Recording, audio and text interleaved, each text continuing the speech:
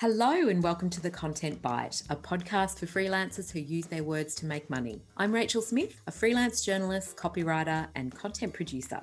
I'm also the founder of Rachel's List, a jobs board and community for Aussie writers and other creatives. Hello, and I'm Lynn Testoni. I'm a journalist and a content writer as well, and Rachel and I are your weekly co-hosts, and every week we're bringing you all kinds of tips, ideas, and some fabulous guests to help you make the most of your freelance business. Hi Rachel, lovely to see you on the Zoom again. One day we'll have time to record this in the same room.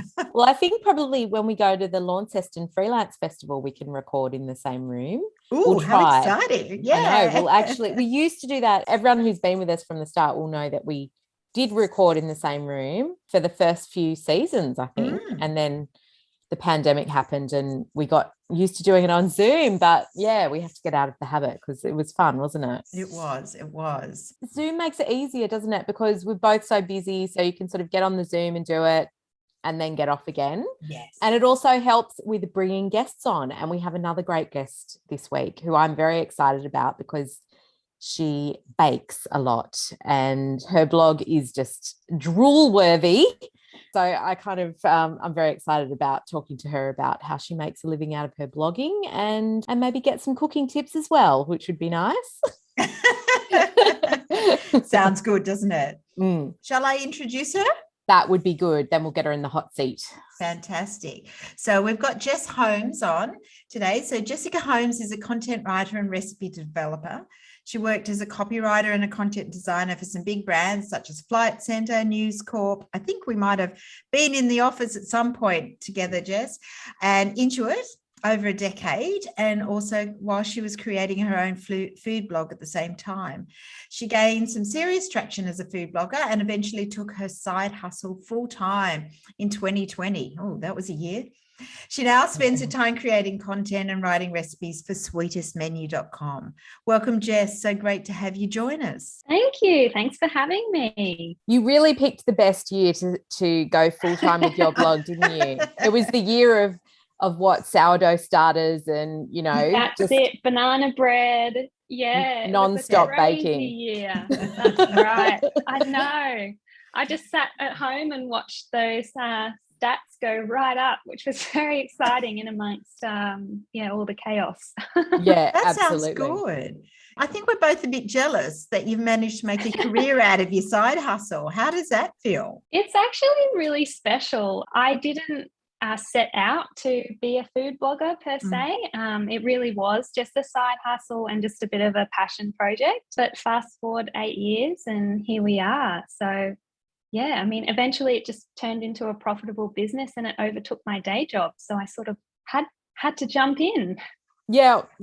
Talk us through your sort of career journey because you've worked in content and copywriting for some big brands. So, where did you come from and how did you get to this point? I studied communications at university and sort of landed in the world of copywriting, which eventually sort of went into more like SEO copywriting, was doing a lot of digital work. But then I also just I really enjoyed the writing side, but I missed having a creative outlet. So at nighttime, I started taking some graphic design classes. And once that course finished up, I thought, what am I going to do with some of this, creative things that I've learned while I was working full time? So I just thought, I love baking, I love food, so I'm just going to start a food blog and just have fun with that on the side, which I did. I didn't tell anyone about it because I was so embarrassed. So I thought it's a bit embarrassing having a little, food blog and talking all about food. But yeah, and then eventually my career sort of moved into being a content writer, being a content designer, and working for a tech company. And I really enjoyed my job, but I just kept working on the blog on the side, and eventually it sort of became a bit hard to manage both. I was working sort of at night and on the weekends on the food blog, and it sort of, it just reached this peak where I had to make the choice. And even though I enjoyed my day job, I knew that my business sort of had my heart. So I took the leap. Wow. That is so cool. I'm really pleased to hear that blogging can still pay dividends, because we don't, Yeah. I mean, I think we feel like it really had its day, and then. Yeah, that's right. Yeah. That's right. Yeah. So how do you sort of make it work for you? Like, what are the income streams that have helped you? Like, I know there's sponsored content. I used to do a lot of that on Reality Chick when I was running that blog, and collaborations is so big now as well. But what is all the income streams that you sort of tap into to make a living? That's a great question. And it's different for every blogger. I know a lot of people that do really lean into that sponsored content, collaboration kind of space, particularly if they've got strong social media followings. But for me, I actually get majority of my income through advertising on my website. So, just like when you go to a news site and, there's ads, banner ads and display ads throughout the content, you obviously can generate an income that way. And what's fantastic about that is that you are in full control of your content. So it means, you're not really at the whim of working with clients and having to do what they would like to do, or working, with specific products or ingredients. You really get to do whatever you want, which is fantastic. And I personally just absolutely love that. I guess the biggest catch for that is that you do have to have a lot of eyeballs on your site to generate a significant amount of money. So it's sort of a long-term strategy. You have to really grow your audience before that starts to become quite a profitable income stream. Wow. Can I delve into this a little bit more? Of course. This is exciting. I mean, so when you say ads, are you accepting banner ads from advertisers and setting pricing for that, or are you doing Google AdSense? How does your advertising model work? Yeah, great question. Well, there's actually amazing companies out there that do everything for you. So once you reach over a certain amount of page views, you can sign up to these companies and they'll manage everything. And it's a really complicated behind the scenes thing that they do. And, everyone bids for spaces and they work out, that pricing, and it's way beyond my pay grade. But luckily, I just get to work with this company and they manage it entirely for me. And then they just send me a check. I mean, not a check. We don't do checks anymore, do we? They send me the money. And what are the kind of numbers that you need to make it worth your while going to those companies? I know there used to be one called Passion Fruit Ads years ago. A similar one. Yeah. So I think, two of the big ones that I know of that I think a lot of food bloggers and probably any kind of niche blogger is into is Mediavine and AdThrive. So I'm personally with Mediavine. I'd have to double check, but I think they might have a minimum of maybe 50,000 a month page views. But I would say for me personally, once I got past like 100,000 page views, that's when it starts to be significant. Like, that's great. Like you actually go, oh, this is actually a thing, when it switches from being like, oh, a few dollars to cut the cost, to actually being like, oh, this is a proper income stream. How fantastic. Good for you. Thank you. So how about you take us through your average day, or is every day really different? Like, what are you working on at the moment? Yeah, great question. Every day is very different. At the moment, I have a 1-year-old underfoot. So my work days are more like work minutes, whenever I can scrape together nap times. Yeah, that's right. But it's kind of, I'd say like a general week would be split into 3 main parts, which would be a few days recipe testing. So that's obviously most of the time in the kitchen. And then the photography, so spending time editing the photos, taking the photos. And then because of how social media is, also taking some video content, which is quite time consuming. And then the third part, which is equally as big, is actually writing the post, putting it all together and making it reader friendly and SEO friendly and that sort of thing. So and then throw in answering questions and comments and social media posting, and that's probably like a classic week for me.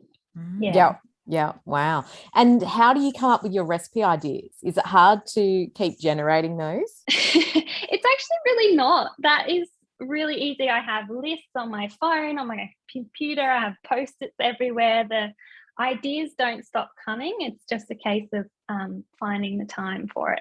Although I will say I always have gotten a lot of inspiration from travel, and it has been a little hard the last few years being at home a lot and not even eating out a lot. You do miss that constant like stimulation of trying new things and seeing what different bakeries are doing or different restaurants. Yes, I do miss that. I'm looking forward to traveling again. Do you have like a budget for all your ingredients? Do you sometimes find some weeks you're just spending loads of money on ingredients and wasting stuff? I mean, how do you manage that? I've always wondered how food bloggers manage that side of it, the ingredients and the cost and all of that. I actually try not to add it up too much. Good tactic. I like that. Yes. It really is a bit sad. So, I mean, things like butter, you go through so much butter and it's not cheap at all. Yeah, I can write it off as a tax deduction. So Yes. I just I do my best and try. You can't really live on cake, can you? No. However tempting it might be. That's right. Mary Antoinette lived on cake. You do have a lot of cake on your blog. I mean, do you ever get tired of cake? Do you ever just go, oh my God, I just want to start a salad section? Look, no, I don't think I really do have that thought. It may be very, very fleeting if I've had too many pieces of cake, but I'm thankful that, you go to sleep and wake up the next day and the appetite seems to come right back. Your appetite for cake. Yeah, that's true. I have to say, though, with Easter, we've still got so much chocolate and my appetite for chocolate is not coming back. I just keep looking at it. Done, are you? Someone gave us the most enormous lint bunny and we haven't even gone beyond the face. Like we've done the ears. So the face and the body is still like taking up a quarter of the fridge. And I'm like, I just want to chuck that lint bunny. I want it out of my life. But anyway. Fair enough. Yeah. Now, you spoke a little bit earlier about the pandemic and everything, and I wondered how it affected your work. You've said a few times, do you think it has helped your numbers, has it? Because more people finding recipe inspiration online, do you think? Yeah, it is. So, or did people want more cake? Yeah. Maybe a bit of emotional eating in there, I think. Yes. But yeah, a lot of people find my blog through SEO, so just through Google searches, and we did just see a lot of people wanting to bake and wanting to learn to bake. So yeah, just generally a lot of the search volume just went right up in 2020 and 2021, and I have seen it come sort of down now a little bit more, which is a bit sad because it was really exciting to see that and get a lot of new readers and new faces. But yeah, it was interesting actually just to watch the patterns, and when different parts of the world were locked down, you could actually see a spike in visits and things like that. So yeah, so actually I was very lucky to be quite blessed in that way through such an awful few years for the world. It sounds like you're really switched on in regards to your SEO and your metrics and all of that sort of stuff. How do you monitor that, or do you have a strategy around that and what you decide to bake and that sort of thing according to keywords? Yeah. So I do a bit of keyword research, and then obviously I monitor everything through Google Analytics and Google Search Console. But yeah, it's kind of just learning that careful balance between having a strong SEO strategy and also allowing me to still have a creative say. And sometimes I definitely do recipes that no one's particularly searching for, or I'm not really hunting down keywords, but I just think I made a cake and I think it's amazing, or I think my readership will really like it. I'm not a robot. A lot, some people take the strategy of doing it 100% SEO focused, and I feel like it loses a little bit of heart for me, so I just try to kind of balance the two, if that makes sense. And do you have help? I mean, do you outsource anything or do it all yourself? I do most of the creative work myself, so creating the recipes, taking the photos, writing the posts. But I was really lucky. Once I had Lucy, my daughter, I thought some things need to change here. So I was able to outsource a lot of the technical side, which isn't really my strength or something of great interest to me. I have a technical team that I can go to if there's any issues with the website and everything. Everything's updating all the time, and plugins and things like that. They kind of help me with all that tech stuff. And I also have a team that I work with on doing some really professional grade videos for my website. They help me with that. And then I also have, just working part-time, an amazing virtual assistant who helps me with a little bit of the social media posting, email marketing, and things like some general admin, which has been a huge weight off my shoulders, actually. Yeah. Yeah. What social platforms do the best for you, or what do you find you really focus your energies on? Yeah, that's a great question.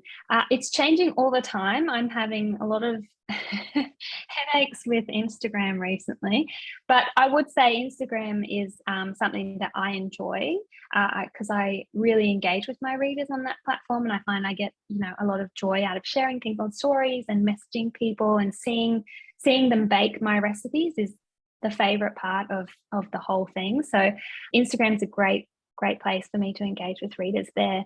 And I do all that, I manage all that. But Pinterest is probably the biggest driver of traffic for me. And that's something my virtual assistant helps me with.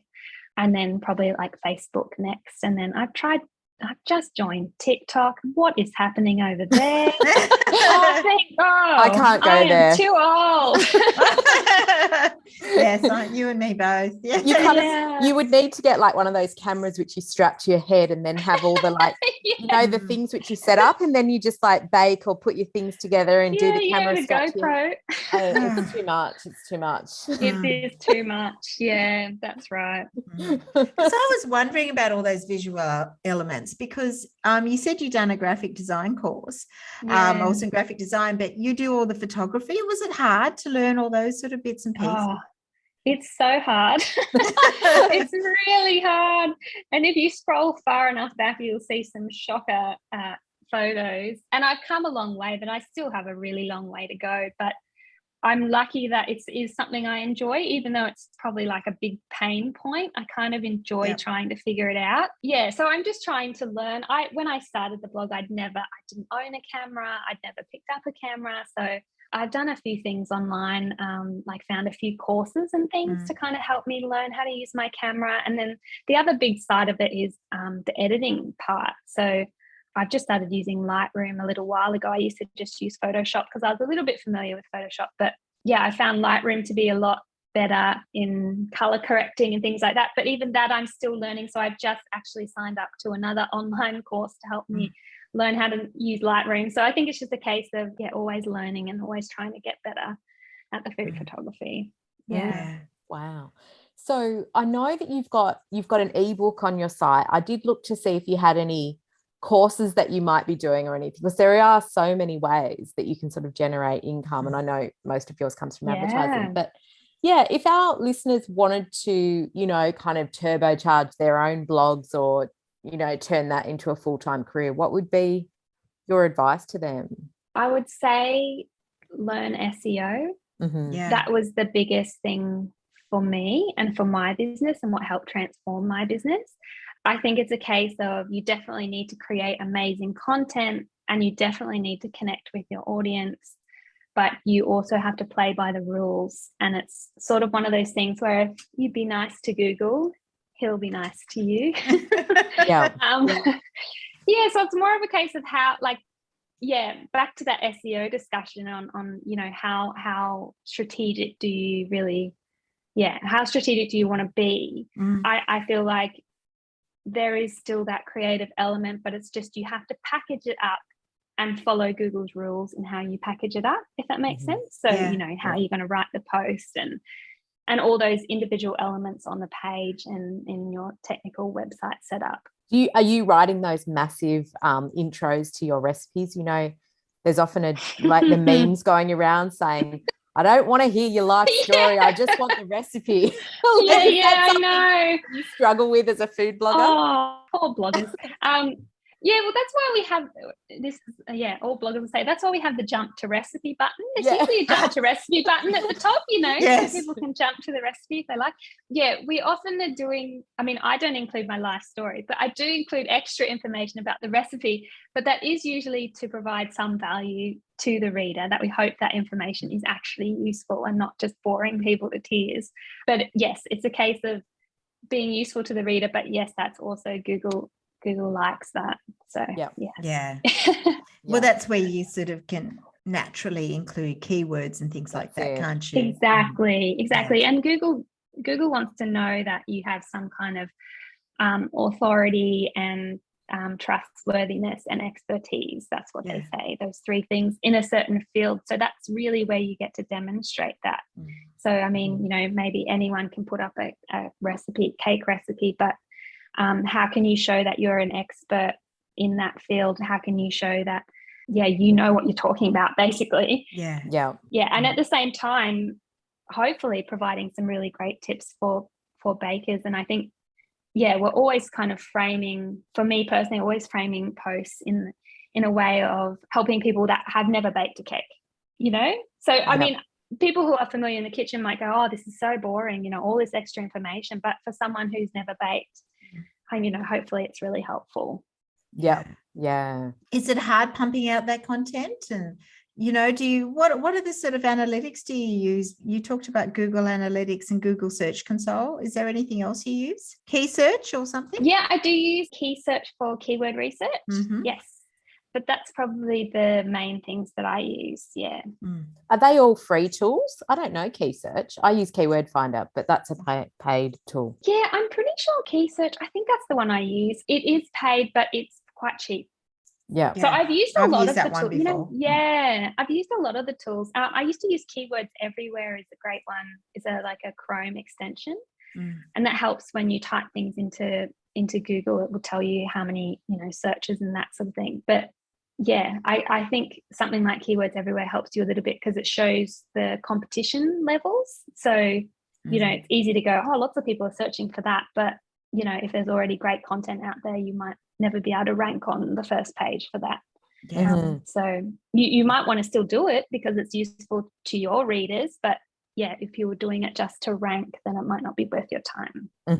And did you learn all of that stuff in your previous roles? So you've sort of brought that into the blog? Yeah, I did actually. I learned a bit at work, and then I'd take it home and then I'd try it with my blog, and kind of vice versa. But I did end up getting an SEO audit done a few years ago, and that's where like an expert, you know, comes in and sort of helps you understand more about SEO. I felt like before I knew the rules, like, and I could follow them, but I didn't really understand why.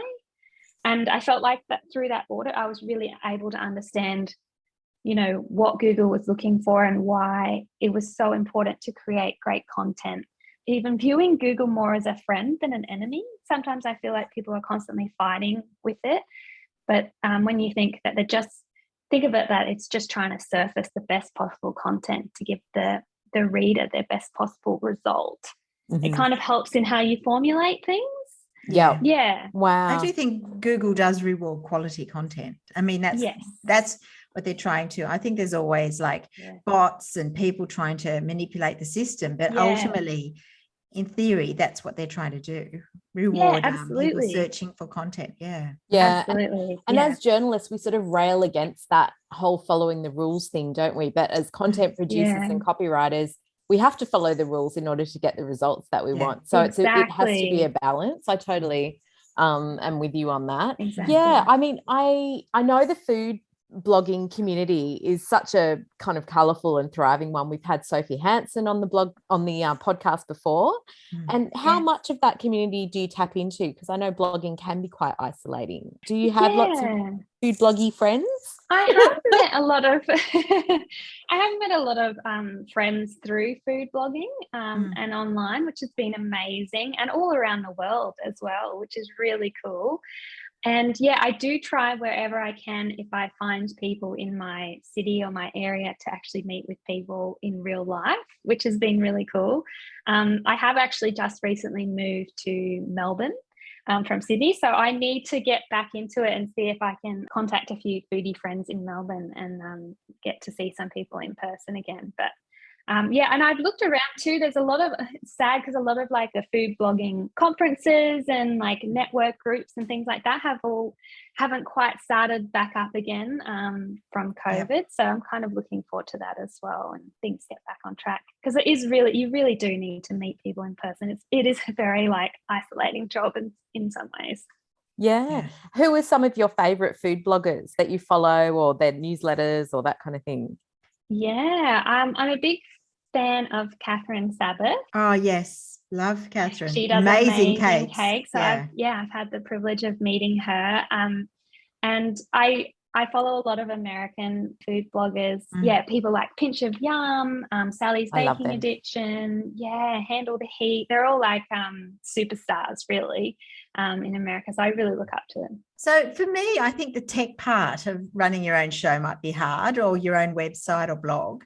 So what sort of skills do you do? Do you have is your website sort of WordPress based, or have you had to upskill on all that sort of back end? Yeah, I did originally. I've actually been on a few platforms. I started out on Blogger. Remember Blogger? Oh yeah. Yes, I remember Blogger. Mm-hmm. Yeah, that's right. And then I moved over to Squarespace for a little while before I finally moved to WordPress. And that was one of the best decisions I did, just to have full control over my website. And also my rankings immediately went up too when I moved over to WordPress.